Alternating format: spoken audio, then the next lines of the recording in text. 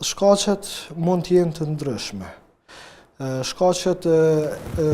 mund të jenë të ndryshme, për shembull mund të jetë tradita, se përmenëm pak më herët, familjare, mund të jetë frika, për shembull dikush ka frikë të shkojë te dentisti nga frika e marrjes së anestetikut, ose dikush thotë më pengojnë ato zhurmat, aparaturave që përdoren tek dentisti, apo ndonjë provoje që ka mund ta ketë ai vetë personalisht, ose ta ketë ndëgjuar nga të afërmit ose njerëz të afërm, ose njerëz të cilët i kanë njoftur,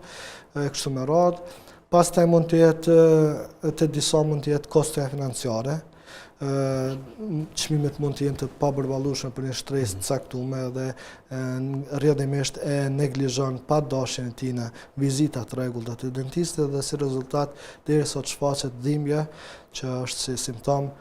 detyrues për më paraqitur dentisti. Arsyeja